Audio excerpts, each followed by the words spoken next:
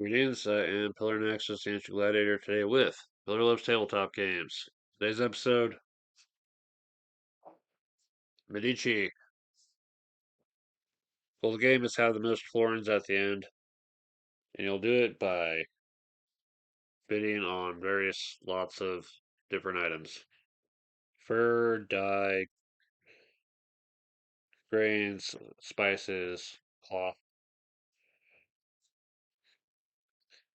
So at the start of the game, everyone will have their little trackers. It'll start with florins. The game suggests using the ships for keeping track, but at the start of the game, when everyone's starting with the same amount of money, this is just easier. So I have an alternate use for the ships that I'll demonstrate later.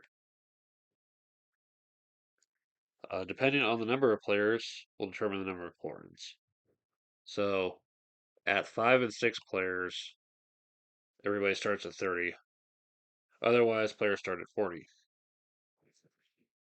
Other special player count stuff. If playing with only 2 players, each player will get to hold 7 items in their ship instead of 5.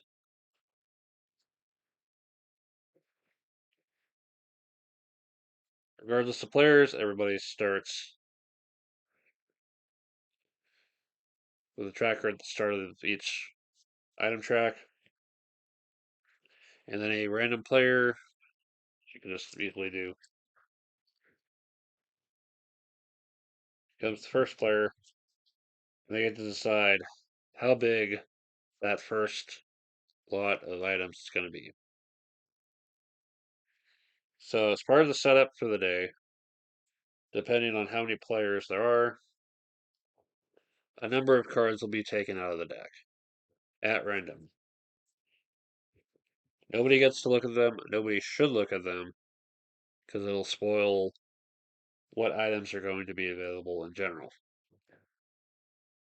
So the first player gets to pull one card. They then have the option to pull a second and then a third. So we're going to pull two, and we'll go ahead and start with that. So the first player to that player's left can either bid an amount of money or pass. Then the player to their left, player to their left, all the way back to the first player that made the lot. They either have to outbid the person that bid the most for it, or let the person who bid the most for it pay for it and add it onto their ship. So let's say blue bid 7 for 5 and 0. I'm not sure if that's worth it, but you never know. But after that's resolved, the next player gets to be the person who decides how many cards make up the lot. Let's say they go 3. Blue can still bid on it because they still have room. But let's say they don't have room. Let's say they successfully bid on another lot, using up more of their money. Eventually, when it gets to them, they still have to pull cards for lots for other players to bid on. Obviously, they won't be able to take it themselves because they don't have any room on the ship. You can make up a lot even if you personally can't take it. You just can't make up a lot if no one has the room for it.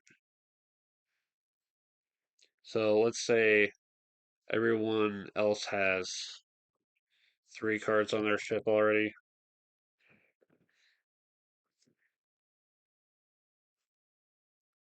Just for demonstration purposes,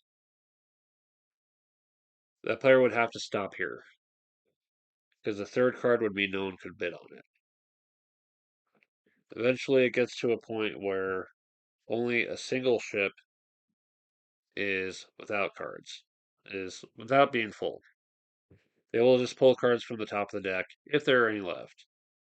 One of the things that's possible to have happen is it goes around and nobody wants to bid on it.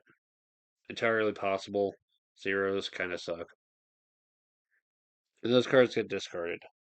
There's enough room to let some of the cards just drop off, but try to pay attention and not let too many drop off. What you're trying to do in this phase is get a high value of items and get multiple items of the same type.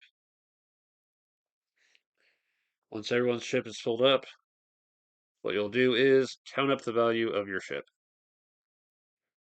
That's pretending that this is where the money is after all said and done. So this is what I like to use the ships for. So here, red has 19. Blue has 14. Black has 10, 15, 17. And yellow has 12, 18. So the player with the highest value on their ship will get a special bonus for the next player down, so on. The player with the lowest does not get a bonus. It'll be based on the number of players. A little reminder card. If there's ever a tie, the rewards at that value will be added up and split, rounding down. You'll get those bonus florins, and then everyone will move up on the tracks based on the type of good. It doesn't matter whether it's worth 0 or worth 5. You move up 1 per type. So red will move up 2 on cloth, 2 on the dies, and 1 on spices. Everyone else will do the same, and now you check. The player with the most at this point per type gets a bonus. The player with the second most, if there's more than 2 players, gets a little bonus. Again, ties will split. Finally, if you've reached this point on a track, you'll get the bonus, regardless of how many other players are there. So that's 2, 3, 4, 5 of an item. You get plus 5, plus 10, plus 20. Going past that. You stop at this point, you can't move past it though. You'll need every florin you can get at this point for the next day. The cards that were taken out will be shuffled back in along with everyone's current holds. And we'll start again with the first player card going to the player currently in last. That'll be resolved. And we'll go to the third day. In between days, these tracks are not reset because the only way to get this high up is to get that many of an item over the course of at least 2 days. It may take you all 3 to get that far. But after the third day, the player with the most florins wins. So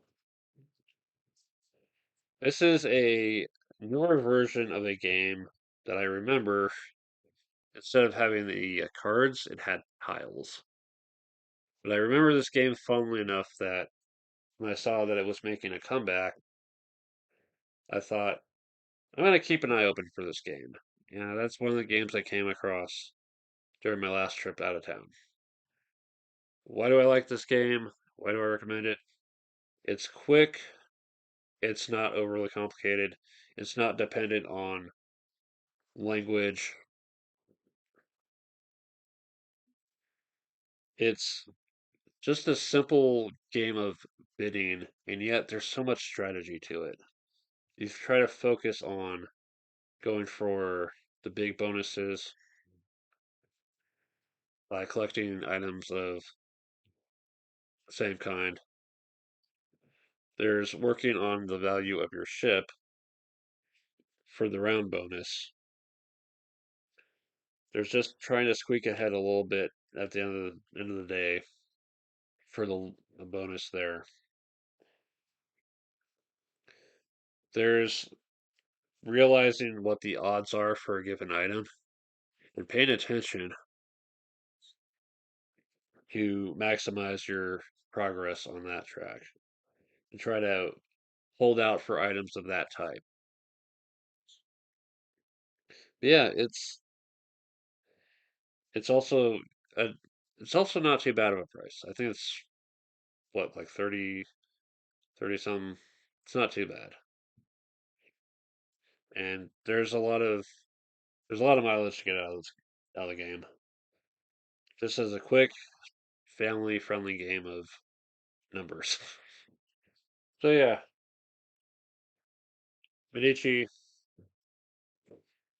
if you've never played auction games before, this one's a good one to start with. So yeah, check it out. Have fun. This has been Pillar Nexus, and I will see you next time.